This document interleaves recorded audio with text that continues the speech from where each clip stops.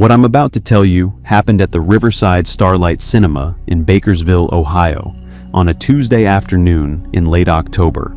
I need you to understand that I didn't believe in any of this before that day.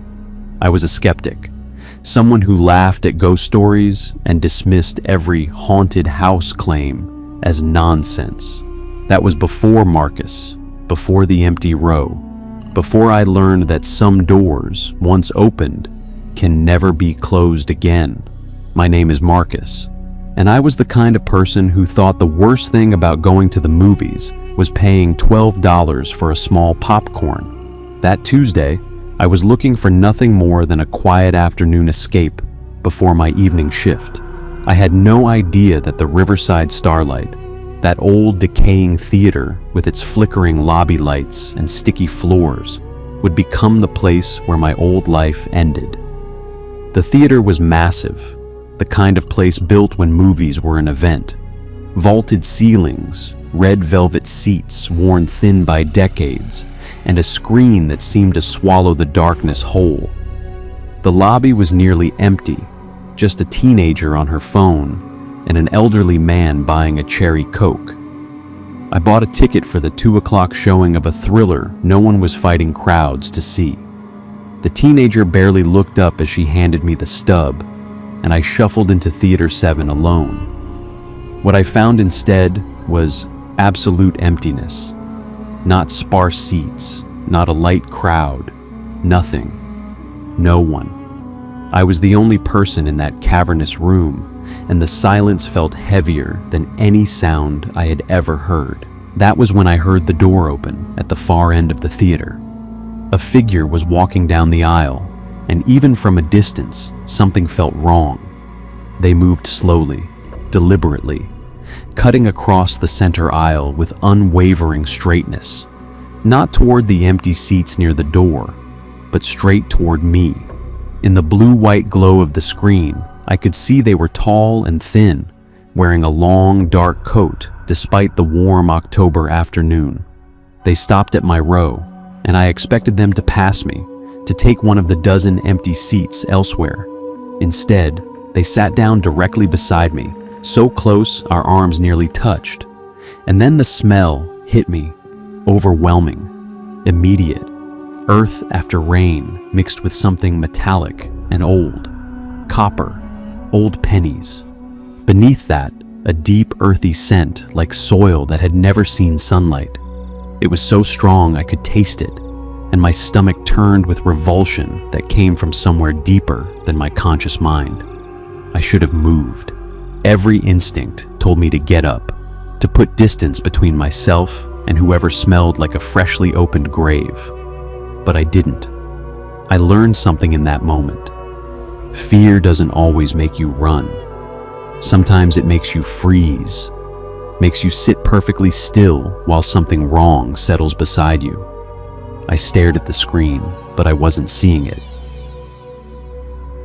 I was aware of the stranger's body beside mine, the absolute stillness that emanated from them, the way the air around their seat seemed colder. They hadn't made a single sound, no rustle of clothing, no creak of a seat, as if they weren't really breathing at all. The smell intensified, or maybe I simply became more aware of it as my other senses tried to compensate for what my eyes refused to process. I wanted desperately to look at them, to understand who or what was sitting so close to me that I could feel the unnatural chill radiating from their skin. But I couldn't make myself do it. There was a part of my brain, some ancient survival instinct that I didn't know I possessed, that was screaming at me not to look, that whatever I would see if I turned my head would be something my mind was not equipped to handle. The movie played on, indifferent to my terror, and in the darkness of that empty theater, I sat frozen while the stranger beside me remained motionless as a statue. Minutes passed, or maybe hours. Time had become strange and elastic, stretched thin by the weight of the silence that surrounded us. Then, without warning, the coldness beside me changed, and I felt something brush against my arm, something that was not quite a hand, but moved with horrible intention. The touch was light, barely more than a brush of fingers against my sleeve, but it sent a jolt of pure terror through my entire body. My skin crawled with revulsion, and for the first time since the stranger sat down, I turned my head to look at them. The screen's flickering light illuminated their face in fragments, in half seconds of exposure that somehow made everything worse than a continuous view would have. The stranger was male, or had been once, but that word felt wrong when I looked at him. His face was gaunt, the skin pulled so tight over his skull that I could see the outline of every bone beneath, grayish and wrong, like something that had been underground for too long. His hair was dark and matted, and when I looked at his eyes, I understood why every instinct had begged me not to look. They were black, not dark brown, but absolute voids that reflected nothing, not even the bright flashes from the screen. There were no whites, no pupils, no irises, just two wounds carved into his skull that went down forever. They were fixed on me with an intensity that stopped my breath, and he never blinked, not once, as if he had forgotten how. His lips were pressed thin, stained dark around the edges, and I knew what that color was. The same copper smell filling my lungs, the same dark stain on his hands.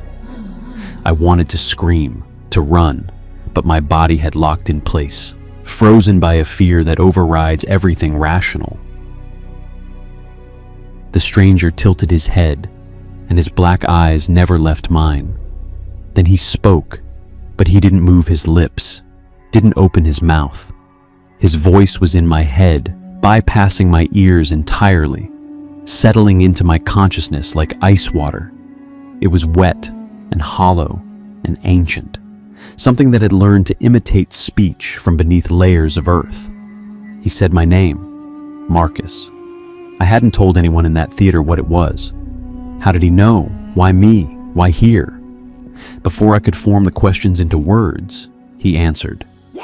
He had been waiting for me, he said. I had called to him without knowing it. The door between his world and mine opened 3 months ago when I visited the old cemetery on Miller Road with my cousin David. I remembered that day instantly, the images surfacing from some buried part of my brain. David and I had been dared to walk through the oldest part of the cemetery at midnight, to touch the oldest grave we could find. I had done it without thinking, pressing my palm against a crumbling headstone so covered in moss that I couldn't read the name. Something happened in that moment, a chill beyond the cold air, a whisper I dismissed as my imagination. I forgot about it almost immediately, but the stranger had not forgotten. He had felt my touch, had heard me speak, even though I hadn't said anything aloud, and he had been waiting for the right moment to find me. He spoke with such conviction that I felt my sanity beginning to crack, felt the walls around my reality starting to crumble. This couldn't be happening.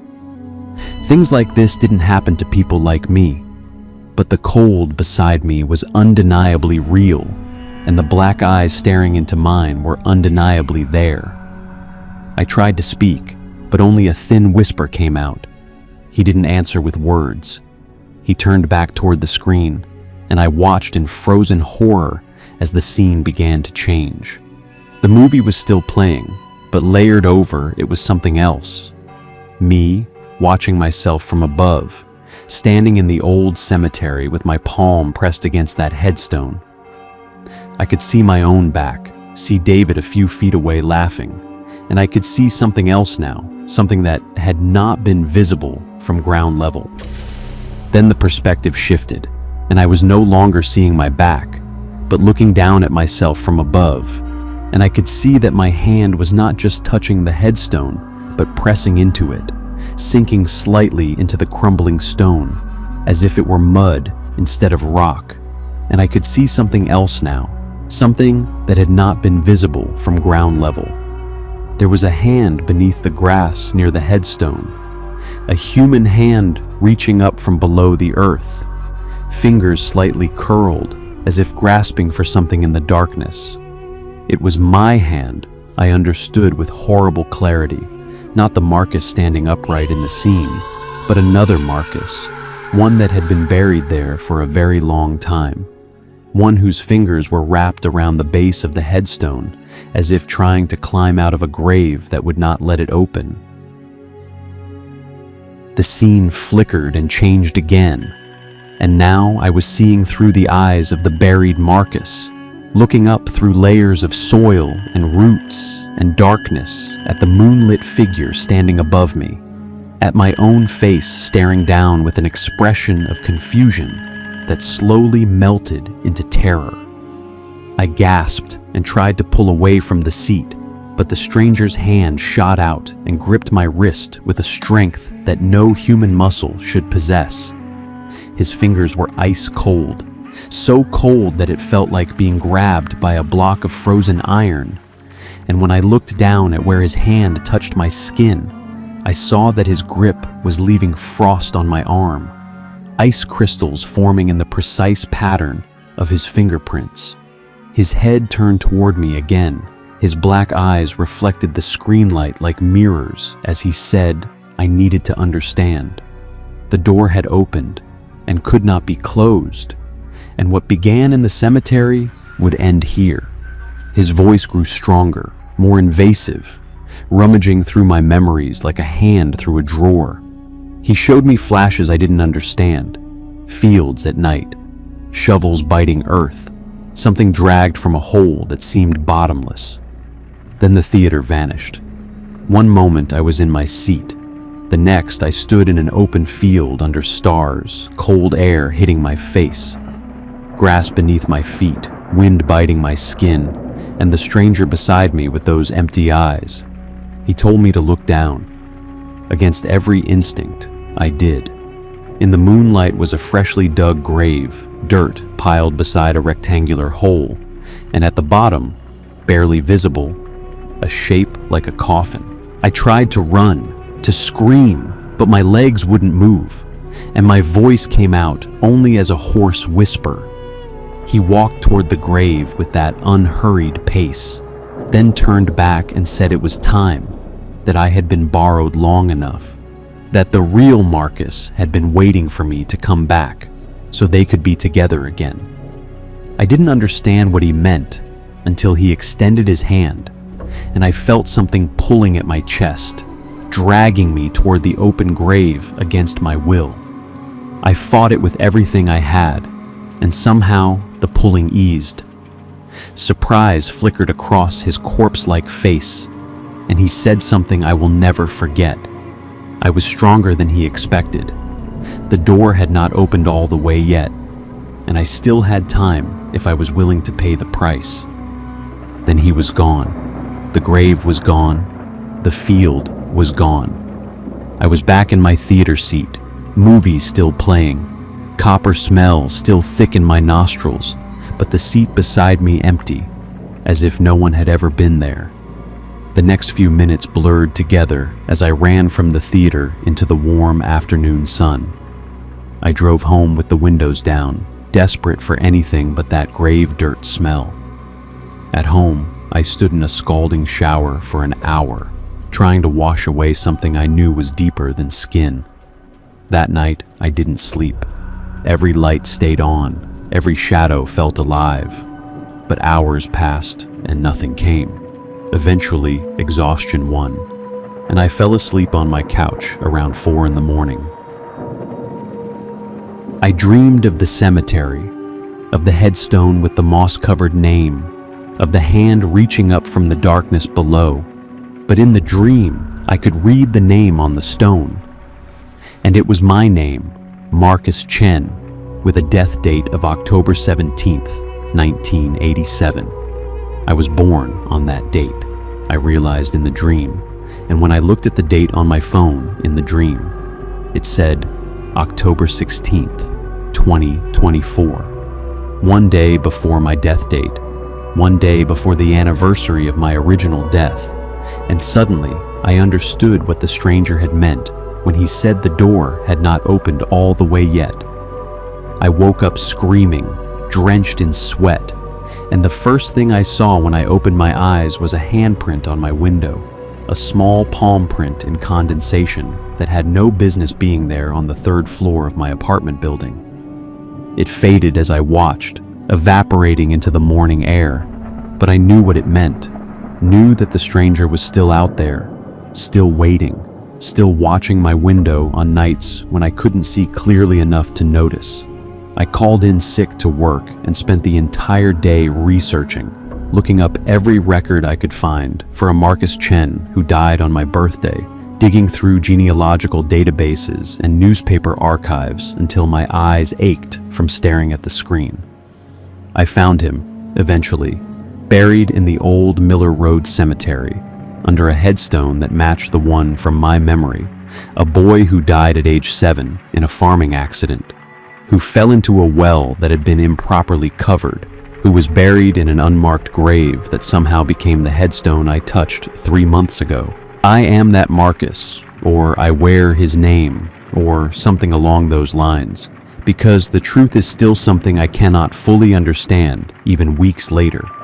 What I do understand is that the door is still opening, that the stranger is still waiting, and that I have been given a reprieve that I did not earn and do not deserve. The cemetery is off limits now, has been for years according to the chain link fence and the warning signs. But I passed by it yesterday on my way to the grocery store, and I swear I saw a figure standing among the old headstones, a tall, thin shape in a dark coat that turned to look at me as I drove past. Our eyes met for just a moment, and I felt that pulling sensation again, weaker than before, but still present, still hungry, still patient. He told me in the theater that he would wait for me, that he had waited for 37 years already, that a few more weeks or months would not matter to something that had already waited so long. I don't know when the door will open all the way. I don't know if I will wake up one morning and find myself standing at the edge of a grave in an empty field, with no memory of how I got there. What I know is that something is coming, something that has already happened once, and that every night when I close my eyes, I can feel the cold earth pressing in around me and the weight of all that soil above my chest. The stranger in the theater was not the monster in this story. He was the messenger, the guide, the one who was sent to show me the way home. The monster is me, or the thing that wears my name, or the boy who died in 1987 and has been trying to climb out of his grave ever since. I am the empty row, and the seat is waiting, and the dirt is hungry, and the door is still opening, one slow inch at a time, one night at a time, one nightmare at a time, until there is nothing left between me and the darkness below.